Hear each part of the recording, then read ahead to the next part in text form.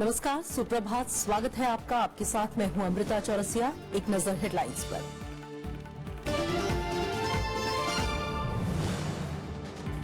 उत्तर प्रदेश विधानसभा चुनाव के पहले दौर में 64.2% मतदान, यूपी में दूसरे दौर और उत्तराखंड में 15 फरवरी को चुनाव के लिए प्रचार चरम पर। सभी दलों ने झोंकी पूरी ताकत। समाजवादी पार्टी और कांग्रेस का साझा न्यूनतम कार्यक्रम जारी। किसानों की कर्ज माफी से लेकर युवाओं को स्मार्टफोन का वादा। बीजेपी और बीएसपी ने बताया दिखावा। तमिलनाडु में राजनीतिक अनिश्चितता बरकरार। शशिकला ने शपथ ग्रहण में देरी पर राज्यपाल पर साधा निशाना। आज से करेंगी विरोध प्रदर्शन। पनीर सेल्वम के समर्थन में आए 4 सांसद, 1 विधायक। यात्रा प्रतिबंध पर अमेरिका में नया आदेश। जल्द कोर्ट की सख्ती के बाद ट्रंप का ऐलान, कहा नए सुरक्षा उपाय होंगे शामिल। और हैदराबाद टेस्ट में बांग्लादेश ने दिखाया दम। 6 विकेट खोकर बनाए 322 रन।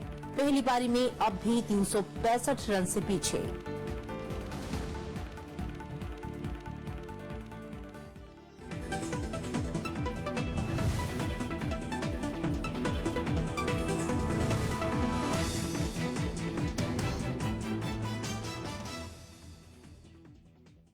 उत्तर प्रदेश के पहले दौर की 73 सीटों पर मतदान का काम कल पूरा हो गया। इन सीटों पर 64.2% मतदान हुआ। राज्य में इस बार त्रिकोणीय मुकाबला है। सत्ताधारी समाजवादी पार्टी और कांग्रेस गठबंधन के अलावा बीजेपी, बीएसपी और आरएलडी की भी कड़ी चुनौती है। क्या युवा, क्या बुजुर्ग, लोकतंत्र के इस महापर्व में पश्चिम उत्तर प्रदेश की जनता ने बढ़ चढ़कर हिस्सा लिया। मतदान को लेकर लोग सुबह से ही उत्साह में थे। मतदान केंद्रों पर लंबी कतारें थी। Citizens of this part of UP who have shown the tone for the future phases of UP elections to come, that there will be peaceful polls and there will be high voter participation. आयोग ने voting प्रतिशत बढ़ाने के लिए आदर्श मतदान केंद्र बनाए थे। कुछ मतदान केंद्रों पर फूल देकर महिला मतदाताओं का स्वागत हुआ।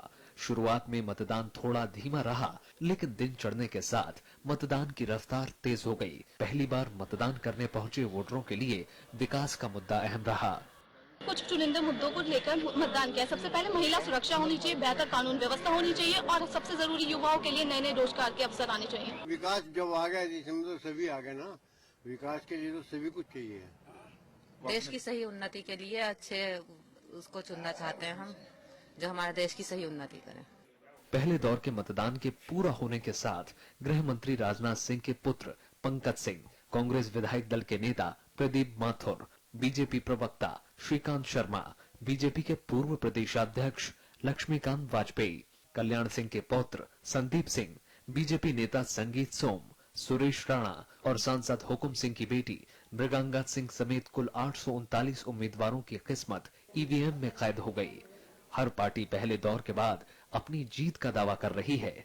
मैं कह सकता हूं कि ये भारतीय जनता पार्टी के प्रति लोगों का विश्वास दर्शाता है और समाजवादी पार्टी जो सरकार में थी उसका विरोध भी यह दर्शाता है। काम बहुत किए हैं और जनता का संपूर्ण आशीर्वाद मुझे मिल रहा है और मैं उम्मीद जताता हूं कि चुनाव में ही जीतूंगा। आयोग ने शांतिपूर्ण मतदान के लिए सुरक्षा के कड़े इंतजाम किए थे। हर बूथ पर राज्य पुलिस के साथ केंद्रीय बलों की तैनाती भी हुई। चुनाव के नतीजों का ऐलान 11 मार्च को होगा।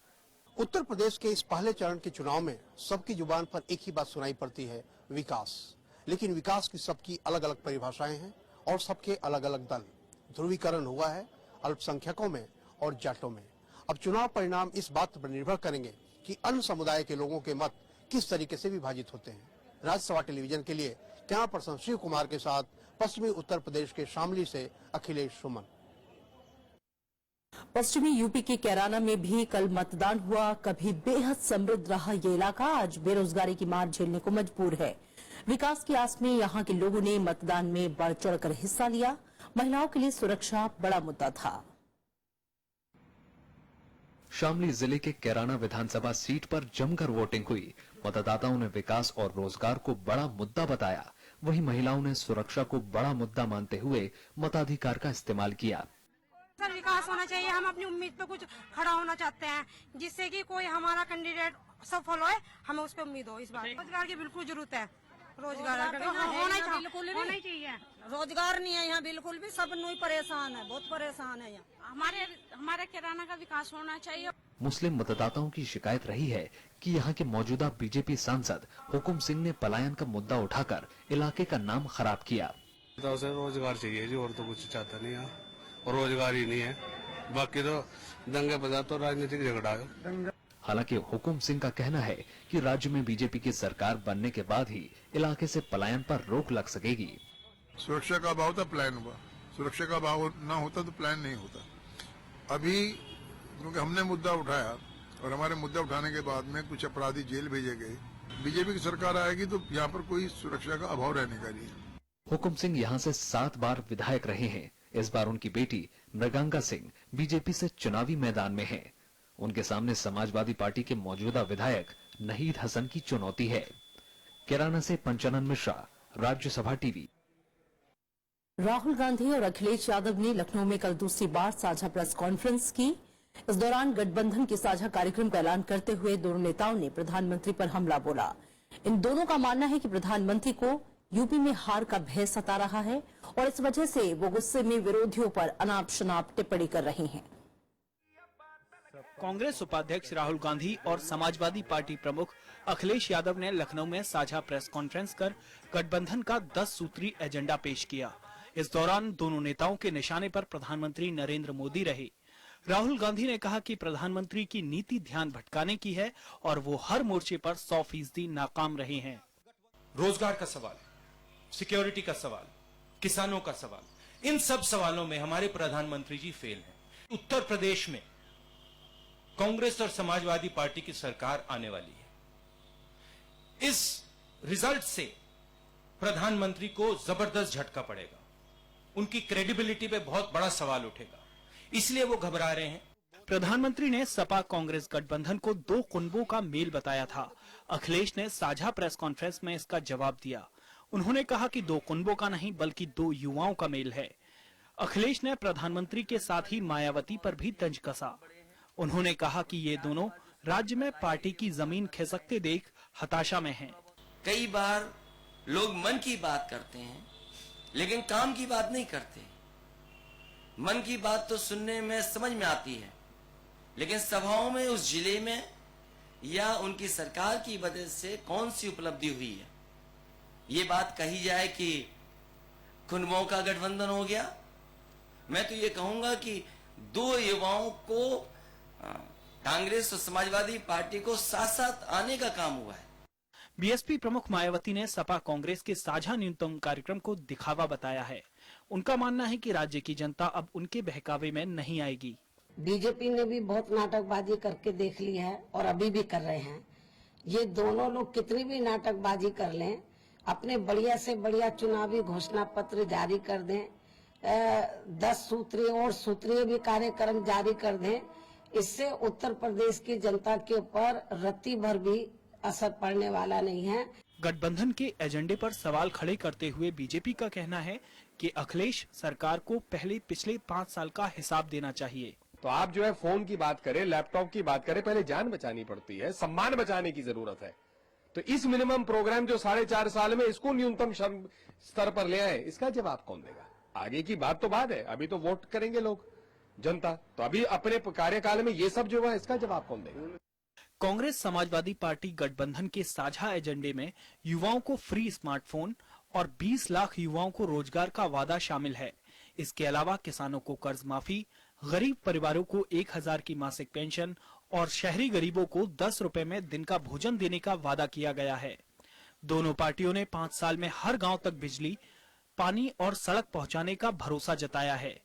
महिलाओं को सरकारी नौकरी में 33% और स्थानीय निकायों में 50% आरक्षण देने का वादा किया गया है। Bureau report, Rajya Sabha TV. Uttarakhand में 15 फरवरी को होने वाले चुनाव के लिए चुनाव प्रचार चरम पर है। कांग्रेस उपाध्यक्ष राहुल गांधी आज हरिद्वार में रैली को संबोधित करेंगे। इसके अलावा वो यहां पे कई जनसभाओं को भी संबोधित करेंगे।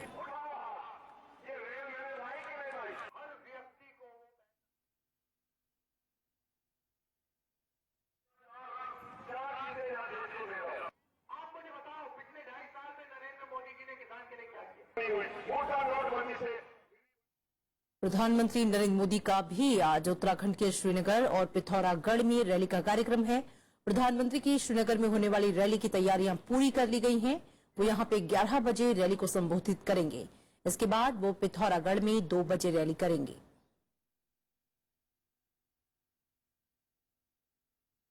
प्रधानमंत्री नरेंद्र मोदी ने उत्तराखंड के रुद्रपुर और उत्तर प्रदेश के बदायूं में भी कल रैली की। बदायूं में उन्होंने अखिलेश यादव के कामकाज पर सवाल उठाए। वहीं रुद्रपुर में हरीश रावत सरकार को घेरा।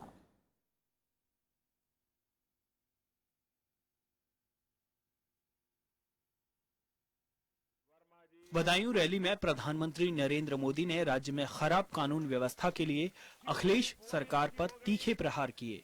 उन्होंने समाजवादी पार्टी सरकार पर भ्रष्टाचारियों और अपराधियों को शह देने का आरोप लगाया। उन्होंने कहा कि अखिलेश यादव ने बीते 5 साल में राज्य के लिए कुछ भी नहीं किया। साथ ही सपा कांग्रेस गठबंधन पर भी तंज कसा। कल तक जो एक दूसरे के दुश्मन थे, लोहिया जी जीवन भर जी कांग्रेस के खिलाफ लड़े थे, उन लोहिया जी के चेलों ने कुर्सी बचाने के लिए उस कांग्रेस को भी गले लगा दिया। अरे भाई, चुनाव उत्तर प्रदेश का है, 5 साल आपने काम क्या किया, जरा इसका तो हिसाब दो। मोदी ने क्या किया वो जनता मोदी को जानती है। जनता 2019 में तय करेगी। इसके बाद प्रधानमंत्री ने उत्तराखंड के रुद्रपुर में चुनावी जनसभा की। यहां उनके निशाने पर मुख्यमंत्री हरीश रावत रहे। उन्होंने हरीश रावत पर विकास की अनदेखी का आरोप लगाया। प्रधानमंत्री ने कहा कि राज्य में बीजेपी की सरकार बनने के बाद ही विकास का रास्ता साफ होगा। ये पूरी देवभूमि में हरदा टैक्स सबको देना पड़ता है कि नहीं देना पड़ता है? हरदा टैक्स देना पड़ता है कि नहीं देना पड़ता है? हर किसी को दरोगा आएगा तो भी मारेगा,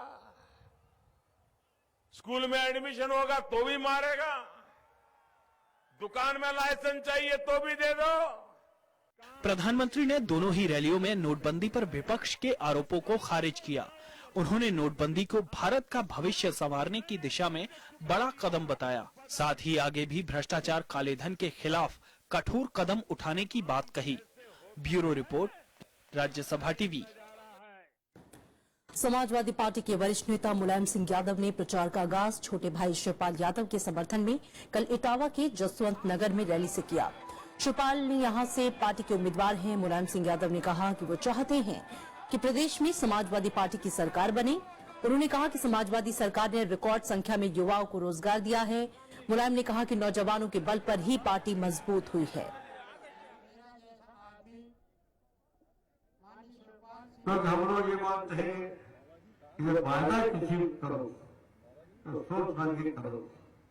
जनता से वादा किया है तो सोच समझ कीजिए, और नहीं वादा नहीं रहेंगे आपको भ्रष्टाचार मानते हैं। समाजवादी पार्टी में जो वादे किए हैं, एक बात हिंदुस्तान में ही पार्टी है जो वादा करती है पूरा करती है।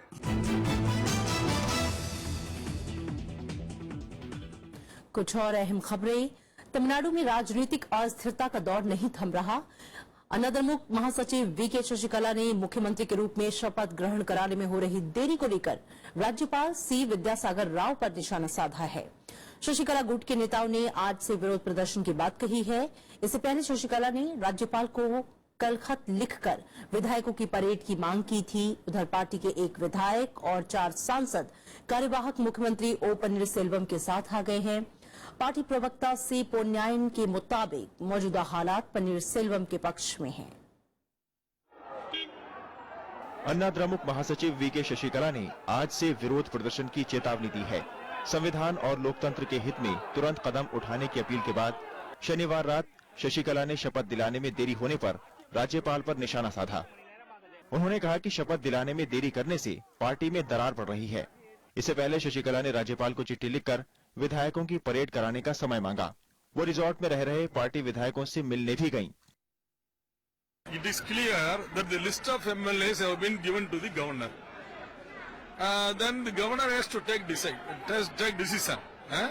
Governor will definitely call our Chinnamma to take oath. That's all. वहीं मुख्यमंत्री पनीरसेल्वम के गुट को और मजबूती मिली है। शनिवार को स्कूल शिक्षा मंत्री के पांड्याराजन के समर्थन में आने के अलावा पार्टी के 4 सांसद भी पनीरसेल्वम के साथ आ गए हैं। Every MLA is today making an assessment under whose leadership he can go out and seek votes, and she realizes that the only person under whom it can happen for AADMK is Mr. Paneerselvam. शनिवार को मुख्यमंत्री पनीरसेल्वम ने जयललिता के निवास स्थान post garden को स्मारक बनाने के लिए हस्ताक्षर अभियान भी चलाया। इस बीच जयललिता और शशिकला के खिलाफ आय से अधिक संपत्ति मामले में सुप्रीम कोर्ट में सोमवार को सुनवाई होगी। Bureau report, Rajya Sabha TV. और यहाँ लेंगे एक छोटा सा ब्रेक।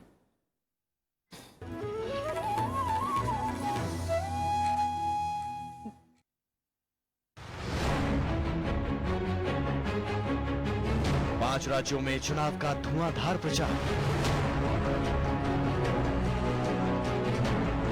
किसकी होगी जीत? किसको मिलेगी हार? कौन होगा विपक्ष में?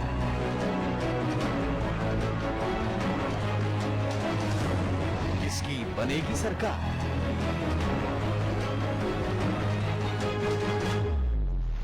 देखिए राज्यसभा टेलीविजन पर पल पल की खबर, लोकतंत्र 2017।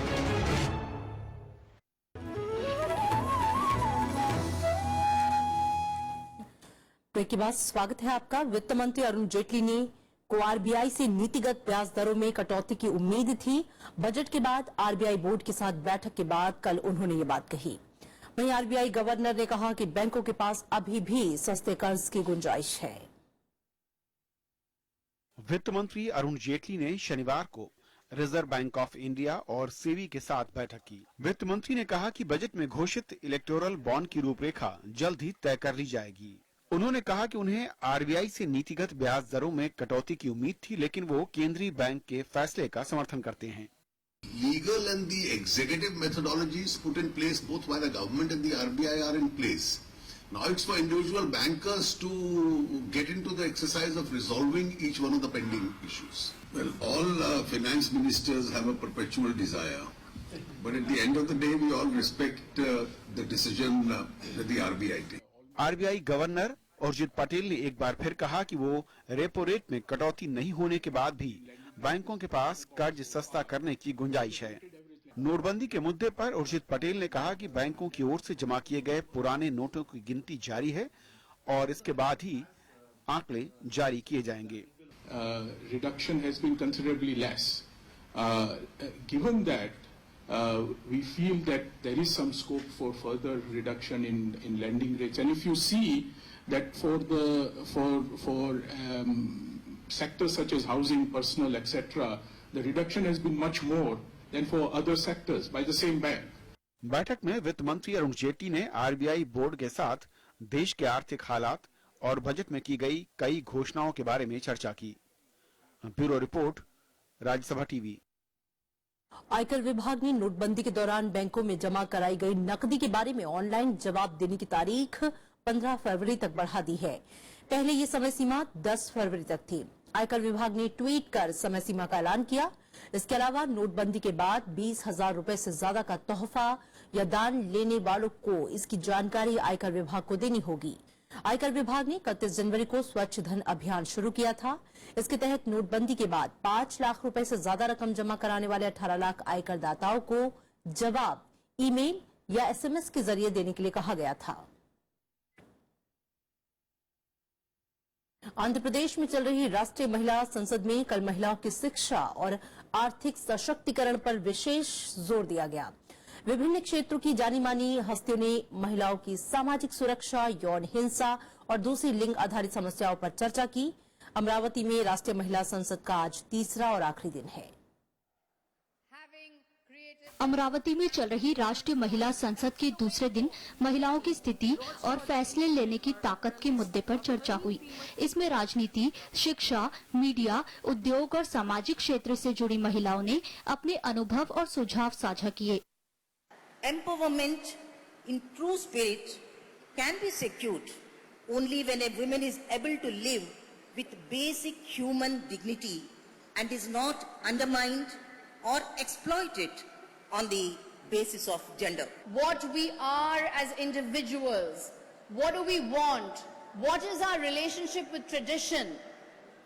Is tradition something we blindly follow, or is tradition something we interpret in new ways to create a new democratic society?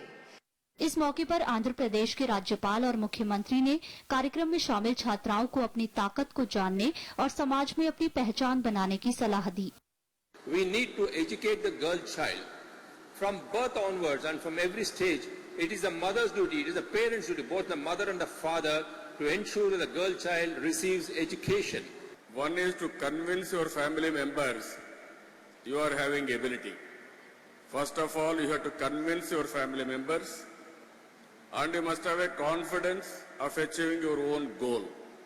कार्यक्रम में कॉलेज की छात्राओं को महिला सांसदों और उद्योगपतियों के साथ बातचीत करने का मौका मिला। साथ ही समारोह का कई कॉलेजों में सीधा प्रसारण किया गया। भारतीय संविधान महिलाओं और पुरुषों को समान अधिकार देता है, लेकिन वास्तविकता में क्या महिलाओं को ये दर्जा प्राप्त है, ये एक सोचने वाली बात है। और नेशनल वुमेन पार्लियामेंट यही संदेश देने की कोशिश कर रहा है कि महिलाओं के आर्थिक उत्थान से ही देश को और सशक्त बनाया जा सकता है। अमरावती से कैमरा पर्सन सुधांशु और प्रशांता के साथ कृति मिश्रा, राज्यसभा टीवी। भारत ने ओडिशा के बालेश्वर के समुद्र तट पर कल इंटरसेप्टर मिसाइल का सफल परीक्षण किया। इसके साथ ही भारत ने मिसाइल तकनीक के क्षेत्र में एक और नई उपलब्धि हासिल की। डीआरडीओ के मुताबिक द्विसतही बैलिस्टिक इंटरसेप्टर मिसाइल को पीडीवी मिशन के तहत बनाया गया। मिसाइल पृथ्वी के वातावरण से 50 किलोमीटर दूर ही दुश्मन के मिसाइल हमले को नष्ट करने में सक्षम है। साथ ही ये मिसाइल ऑटोमेटेड ऑपरेशन रडार आधारित और ट्रैकिंग सिस्टम तकनीक से लैस है। मिसाइल कंप्यूटर नेटवर्क की मदद से डेटा की गणना कर बैलिस्टिक मिसाइल हमले का पता लगाकर उस पर जवाबी हमला करने में सक्षम है। अमेरिकी राष्ट्रपति डोनाल्ड ट्रंप ने कहा है कि वो अगले हफ्ते प्रवासियों से जुड़े एक नए आदेश पर हस्ताक्षर करने के बारे में विचार कर रहे हैं। उन्होंने कहा कि नए शासकीय आदेश में सुरक्षा उपाय शामिल होंगे। एयरफोर्स वन विमान में संवाददाताओं से कल बातचीत में राष्ट्रपति ट्रंप ने ये यकीन जताया कि यात्रा प्रतिबंध पर कानूनी लड़ाई को वो जीत लेंगे। सिएटल कोर्ट के बाद अपीलीय अदालत ने भी ट्रंप प्रशासन के साथ मुस्लिम देशों के लोगों की यात्रा पाबंदी संबंधी आदेश पर रोक को बरकरार रखा था। इसके बाद राष्ट्रपति डोनाल्ड ट्रंप ने मामले को सुप्रीम कोर्ट में ले जाने की बात कही थी।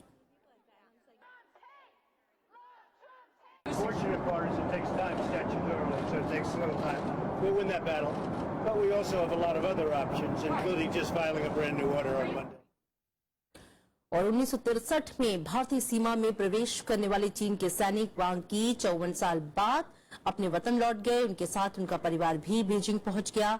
6 साल जेल में रहने के बाद वांग मध्य प्रदेश के बालाघाट में बस गए। दोनों देशों की सरकारों की मदद से उन्हें वापस जाने का मौका मिला। बीजिंग एयरपोर्ट पर वांग के परिजनों ने उनका स्वागत किया। वांग के बेटे विष्णु के मुताबिक 1 जनवरी 1963 को उसके पिता भटक कर असम पहुंच गए थे। वहां भारतीय सेना ने उन्हें गिरफ्तार किया था। उन्हें असम, अजमेर और दिल्ली की जेलों में 6 साल तक रहना पड़ा। मार्च 1969 में पंजाब और हरियाणा हाई कोर्ट ने वांग की रिहाई का आदेश दिया। और हैदराबाद टेस्ट में बांग्लादेश के बल्लेबाजों ने दम दिखाया। मैच के तीसरे दिन कल बांग्लादेश के बल्लेबाजों ने बेहतरीन खेल का प्रदर्शन किया। पूरे दिन के खेल में भारतीय गेंदबाज सिर्फ 5 ही विकेट ले सके। खेल खत्म होने तक बांग्लादेश ने पहली पारी में 6 विकेट के नुकसान पर 322 रन बना लिए। हालांकि अब भी बांग्लादेश भारत की पहली पारी के 365 रन से पीछे है। स्टंप्स के समय कप्तान मुशफिकुर रहीम 81 रन पर खेल रहे थे। दूसरे छोर पर मेहंदी हसन 51 रन बनाकर डटे हैं। दोनों ने 7वें विकेट के लिए नाबाद 87 रन जोड़े। मेहमान टीम ने 235 रनों पर ही 6 विकेट खो दिए थे। शाकिब हसन 82 रन बनाकर आउट हुए। तेज गेंदबाज उमेश यादव को 2 विकेट जबकि ईशांत शर्मा को 1 विकेट मिला। अश्विन और जडेजा ने भी 1-1 विकेट हासिल किया। शुक्रवार को भारत ने अपनी पहली पारी 6 विकेट पर 687 रन बनाकर घोषित कर दी थी। इसमें कोहली के दोहरा शतक के साथ ही मुरली विजय और साहा के शतक शामिल थे।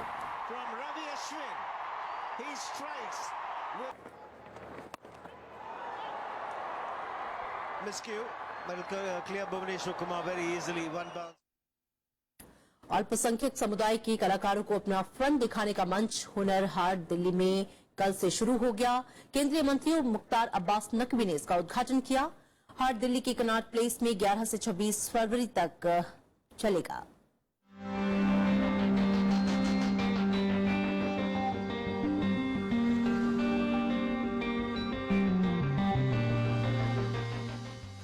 ये है राजधानी दिल्ली में लगा हुनर हाट, जहां देश भर से आए शिल्पकारों और दस्तकारों का सालाना जमावड़ा लगा है।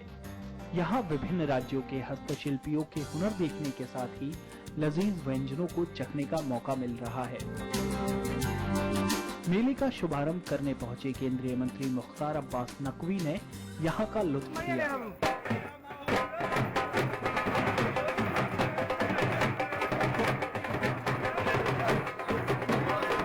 इस बार ये हुनर हाट आज यानी 11 फरवरी से लेकर के और 26 फरवरी तक चलेगा, जिसमें कि देश भर के कला के, शिल्प के वो अद्भुत तमाम नमूने दिखाई पड़ेंगे, वो अद्भुत काम दिखाई पड़ेंगे जो कि कहीं ना कहीं लुप्त हो गए थे।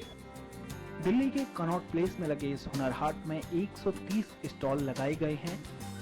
यहाँ देश के अलग अलग हिस्सों की कलाकृतियाँ और उत्पाद खरीदे जा सकते हैं। बेनिफिट यह है कि वो डायरेक्ट बेचता है, उसको बीच में किसी की ज़रूरत नहीं पड़ती है, वो खुद बनाता है और मतलब इतनी प्रोडक्शन नहीं होता है कि वो सारा माल अपने से ही लाए, मगर जितना उसका अपना होता है, एक तो वो भी बेचता है और दूसरे का भी लाता है तो वो भी बेचता है। ये सबसे बड़ा फ़ायदा है कि ये डायरेक्ट है। जो हमारा प्रोडक्ट बनता है श्रीनगर में, वहाँ टूरिज्म इस कदर नहीं है, यू नो, तो किस हालत से है हम गुजरते हैं वहाँ से, तो यहाँ सिर्फ वो ये होता है, वो जो प्रोडक्ट वहाँ बनता है वहाँ यहाँ बेचते हैं। सरकार आने वाले समय में विभिन्न राज्यों में हुनर हब स्थापित करने की योजना बना रही है। यहाँ अल्पसंख्यक समुदाय के कलाकारों और शिल्पकारों को अपनी कला के प्रदर्शन और उत्पादों को बेचने का मौका मिलेगा। नवविक्रम सिंह, राज्यसभा दिल्ली। जाने माने अभिनेता और दादा साहेब फाल्के पुरस्कार से सम्मानित प्राण साहिब का जयंती है। प्राण उन अभिनेताओं में से एक हैं जिन्होंने खलनायकी को एक नया अंदाज दिया। उनके अभिनय से जनता इतनी प्रभावित थी कि उस जमाने के लोग अपने बच्चों का नाम प्राण रखने से कतराते थे। उनके अभिनय सफर की शुरुआत हिमाचल प्रदेश की एक छोटी सी रामलीला से हुई थी, जिसमें उन्होंने सीता का किरदार निभाया था। इसके बाद आजाद, देवदास, मधुमती, दिल दिया दर्द लिया और राम और श्याम में उन्होंने शानदार अभिनय किया। पानी में रहकर मगर से दुश्मन था, हम इससे डबल गेम खेल रहे हैं। सब्र क्यों होते हो ताऊ, सब के सब फांसी चढ़ेंगे। रास्ते में हर कदम पर दुआ मांगना, तो यही दुआ मांगना, तुम जेल में जाओ मगर रघुबीर सिंह की जेल में न जाओ। तो आप इस घुसपैनी में हैं।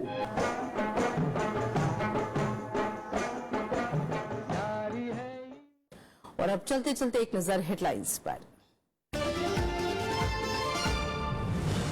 उत्तर प्रदेश विधानसभा चुनाव के पहले दौर में 64.2% मतदान, यूपी में दूसरे दौर और उत्तराखंड में 15 फरवरी को चुनाव के लिए प्रचार चरम पर, सभी दलों ने झोंकी पूरी ताकत।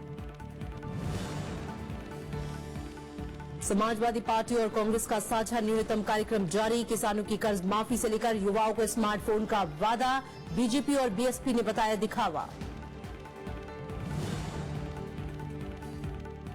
तमिलनाडु में राजनीतिक अनिश्चितता बरकरार, शशिकला ने शपथ ग्रहण में देरी पर राज्यपाल पर साधा निशाना, आज से करेंगे विरोध प्रदर्शन। पनीर सेल्वम के समर्थन में आए 4 सांसद, 1 विधायक। यात्रा प्रतिबंध पर अमेरिका में नया आदेश, जल्द, कोर्ट की सख्ती के बाद ट्रंप का ऐलान, कहा नए सुरक्षा उपाय होंगे शामिल। और हैदराबाद टेस्ट में बांग्लादेश ने दिखाया दम, 6 विकेट खोकर बनाए 322 रन, पहली पारी में अब भी 365 रन से पीछे। फिलहाल खबरों में इतना ही, आगे देखिए डिस्कॉर्ड्स।